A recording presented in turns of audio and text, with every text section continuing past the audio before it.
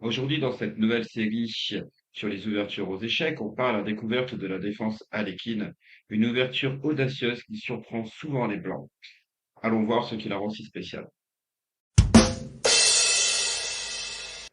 La défense Alekhine a été popularisée par le champion du monde Alexandre Alekhine dans les années 1920. Le principe est simple, les noirs invitent les blancs à avancer leur pion centre, notamment le pion E4, pour mieux contre-attaquer. La première variante est la plus naturelle, les blancs poussent E5 et attaquent le cavalier. Le cavalier vient bouger en D5, on préfère le mettre ici plutôt qu'ici, hein. Il ne faut pas oublier qu'on veut que les blancs poussent leurs pions centraux. Donc ici, plusieurs variantes se jouent. On va commencer à regarder la variante centrale avec les 4. D6, on commence à mettre une petite pression sur le centre, hein. C'est l'idée de la liquide. On veut casser le centre, détruire le centre, comme dans beaucoup de systèmes avec les noirs. C4, on continue à chasser le cavalier. Le cavalier vient se mettre ici, il met une petite pression sur le pion C4. F4, on a ce qu'on appelle la variante des 4 pions. C'est une variante que les noirs, enfin c'est la variante que les noirs ont envie qu'on leur joue, hein, une variante où les blancs ont avancé énormément leurs pions et les noirs vont chercher maintenant à détruire ce centre. Il y a plusieurs coups qui se jouent ici, hein. Bien sûr, on peut jouer les coups comme G6 qui se joue, D3, E5, on peut aussi jouer sous F5, pourquoi pas. La grande ligne en général, c'est D pour E5, sur quoi les blancs répondent F pour E5. Ici, toujours pareil, plusieurs lignes qui se jouent. On peut mettre le fou en F5, on peut jouer G6, on peut jouer la ligne C5, qui est une ligne très piégeuse, ou jouer le cavalier en C6. Donc là, on va regarder par exemple C6, par exemple, qui est la grande ligne. Fou E3, fou F5, qui fait. Là, c'est vraiment la ligne principale que je vous montre, hein. C3, E6 pour freiner la poussée de D5. Par exemple, cavalier F3, et ici vous avez de nouveau plusieurs coups qui se jouent. Toute l'idée de ce système avec les noirs, c'est de détruire le centre des blancs. Donc tous les coups vont être joués dans cette optique-là.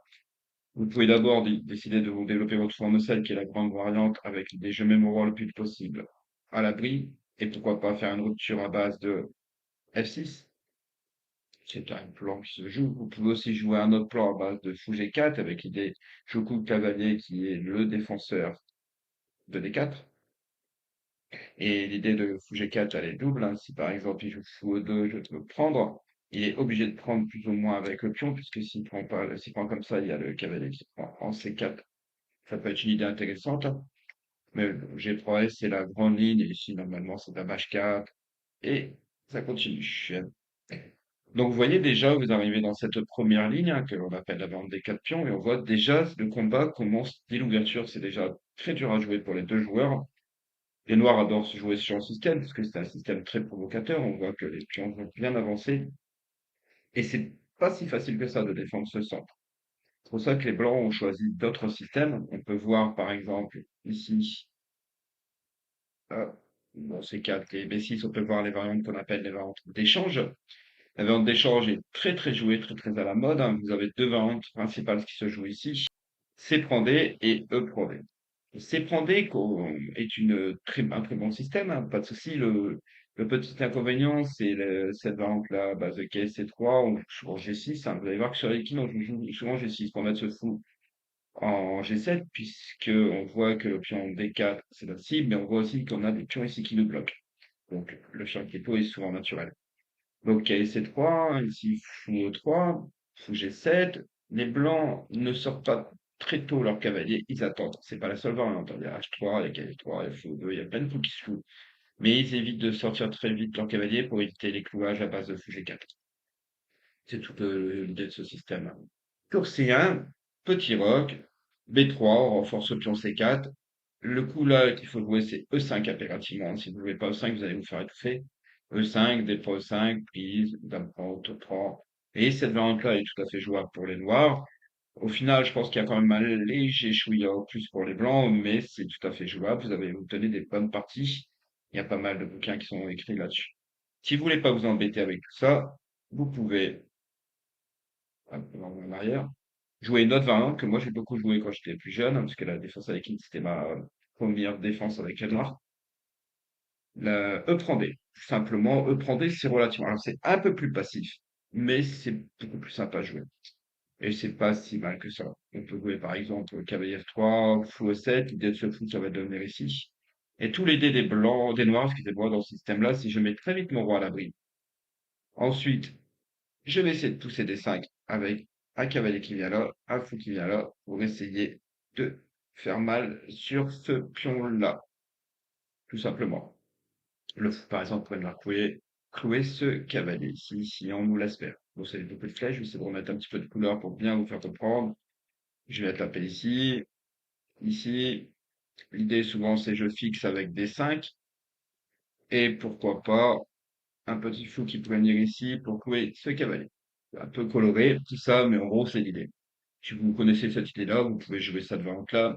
Elle est vraiment pas inintéressante, hein. Donc, on fixe le pion D4 et on l'attaque par la suite. Donc voilà pour la vente d'échange. Hop, je reviens juste un petit peu en arrière. Donc, tac, tac, tac, ici. Ici, vous avez une autre variante qui se joue, qui est une grande ligne, hein, qui faut pas sous-estimer. C'est une ligne très intéressante pour les blancs. C'est cavalier de 3. Les blancs décident de ne pas rentrer trop dans l'idée des noirs, c'est-à-dire de ne pas trop pousser les pions centraux, comme dans la ligne que vous avez vue, la ligne des 4 pions, hein, vous voyez ici, hein.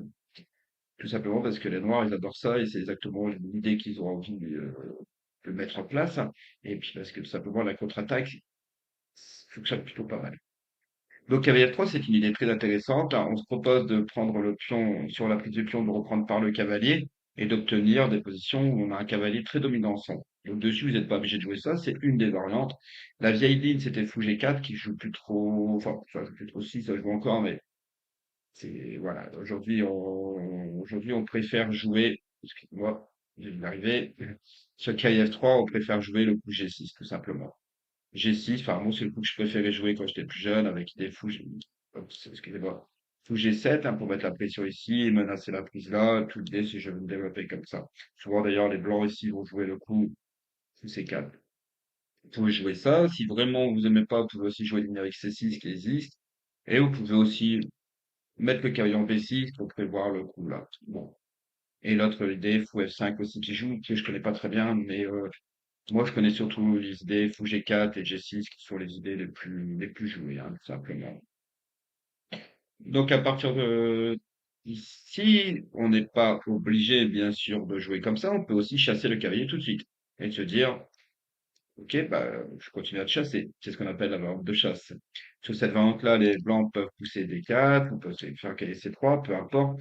En vérité, l'idée de cette variante-là, c'est on va utiliser le plus possible le temps qu'on va gagner sur le cavalier pour avoir un énorme centre et bloquer le cavalier, pourquoi pas essayer de le gagner.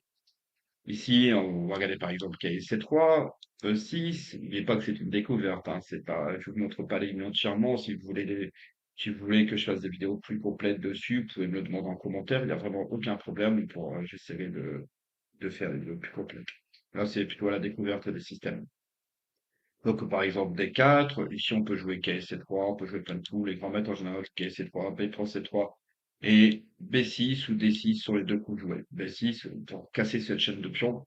Et on voit en vérité que cette chaîne de pions, elle est fort avancée, mais elle est facilement attaquable. On peut, par exemple, c'est prendre B6. Après B6, on met déjà une pression sur un pion faible ici. Et notre fou va pouvoir peut-être se développer ici. Les C5 pourrait être envisageable. Fou là, petit roc. On voit que cette position-là, la vente de chasse, elle est vraiment pas la vente. Elle est dangereuse, mais si vous connaissez bien avec le noir, honnêtement, vous allez plutôt vous amuser sur ce genre de système. Voilà. Alors après, on peut regarder aussi toutes les petites variantes, hein, qui existent, hein, les petites variantes entre guillemets, ce sont des variantes tout à fait jouables. À la place, ici, on peut aussi jouer, je crois que ça s'appelle la variante moderne, je crois. Tout simplement, vous prenez, vous n'embêtez pas, et ici, vous pouvez jouer. Alors, il y a plein de coups qui jouent D5, D6, mais D6, c'est la grande ligne. Cavalier 3, et puis vous continuez comme ça, KC6. Bref, vous allez vous développer de manière naturelle. Alors KC6, c'est pas le seul coup, hein, bien sûr, on peut aussi le prendre, échanger les dames. Bref, moi j'aime pas trop, mais bon, KC6 par exemple, fou B5. Alors il faut juste pas avoir peur de ce genre de coup-là, parce que l'attaque de nuit ne fonctionne que si vous le prenez vu comme ça. Oups. Ici, et qu'il y a un pion central pour tout bloquer. Là, il n'y a pas de pion central. Vous n'ayez pas peur des coups comme ça. Et puis bah là, vous continuez à vous développer. Dame 2, cavalier 3 E5 par exemple, c'est un coup qui se joue. Cavalier 3 E5, et puis ici, vous pouvez continuer par D3 E5, Dame 3 E5, vous pouvez tout échanger en vérité, vous pouvez aussi faire F6, je crois que c'est avant qui joue, c'est avant des grands maîtres, c'est ça, ça, et E5. Et vous obtenez une position plus ou moins équilibrée, quoi, qui est qui est intéressante. Alors, une dernière petite variante, parce que ça, c'est un truc que va vous jouer à, à n'importe quel niveau en vérité, hein. Ici, les blancs souvent décident, certains joueurs blancs décident bon, de ne pas rentrer dans l'idée des noirs. Ils peuvent jouer plusieurs tours pour ça, des trois qui ressemblent à des attaques indiennes avec le fou qui amené ici, le cahier ici ou ici. Pourquoi pas? Et là, vous pouvez opter soit pour E5, soit pour D5 ou KSSI. Vous pouvez opter pour tout ce que vous voulez en vérité. Mais il y a aussi une autre variante, les blancs peuvent décider de jouer KSC3. Sur KSC3, pareil, ce sont des systèmes de transposition. Les blancs essayent de vous faire transposer dans des systèmes différents. Vous pouvez jouer E5, et dans ce cas-là, vous êtes dans tout ce qui est système viennois, je crois que ça s'appelle comme ça, E5. Vous pouvez jouer aussi D5, qui est la ligne pour rester dans la léquine. D6, pour pouvoir rentrer dans tout ce qui est soit des fils d'or avec E5, soit des G6 pour faire des pires. On peut aussi jouer la variante avec C5, pourquoi pas, c'est une variante qui se joue aussi. Enfin bref, vous avez vraiment la peau des C6 qui est, je crois qu'on appelle la tango. Je ne me trompe pas, tango ou je ne sais plus exactement comment ça s'appelle. Bref, si vous voulez rester dans la liquide, vous jouez D5. Sur D5, quand il touche E5, vous avez le choix de nouveau, puisque la prise ici, c'est une variante qui sera une variante d'échange qui va donner plus ou moins une égalité. C4 et B6 et compagnie, vous allez chasser le fou. Faut juste faire attention de ne pas perdre ici. Par exemple, un piège dans ces ouvertures-là, qui arrive très souvent après fou B3, par exemple, vous continuez de vous développer, cavalier A3, et là, vous dites, hop, je joue le fou G4 tout de suite. Sauf que sur fou G4, il y a la prise ici. On reprend. Ok, échec, c'est un piège qui arrive très souvent. Et vous perdez un pion. Je vous dis ça parce que moi, je me le chipie quand j'étais plus jeune. C'est pour ça que je vous le montre. Ça peut arriver. Alors, en règle générale, ils vont pousser le 5, et dessus, vous pouvez faire soit qu'il y ait des 7 s'il prend, prenez. Et s'il décide de pousser des 4, vous pouvez tout simplement soit jouer 6, soit jouer C5. Et par exemple sur F4, défense française. Vous pouvez aussi décider de vous-même pousser des 4 pour bien rester dans les variantes qui ressemblent à la king. Et là, vous entrez dans cette variante-là. Pion prend, on n'oublie pas de prendre un pion D2, dame prend, on peut prendre dame prend ici, fou prend D2 et fou prend G7. C'est une position un petit peu bizarre, un petit peu compliquée à jouer pour les deux. Enfin, pour les deux camps, c'est approximativement égal cette position-là. Et c'est vraiment des positions rigolotes. De toute manière, sur la Léquine, en règle générale, vous allez voir que c'est des positions plutôt marrantes, quoi.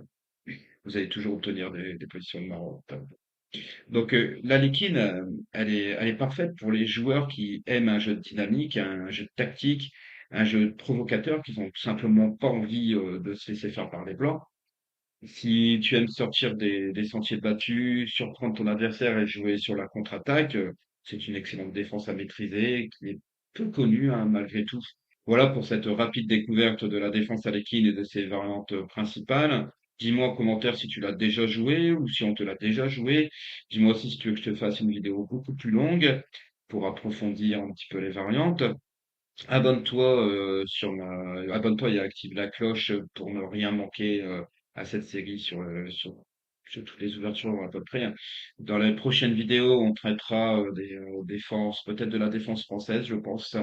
Et après, on verra la sicilienne, la carocane. On verra un petit peu tout contre 4, puis on passera sur les 4. Et pourquoi pas aussi avec les blancs. Voilà, voilà.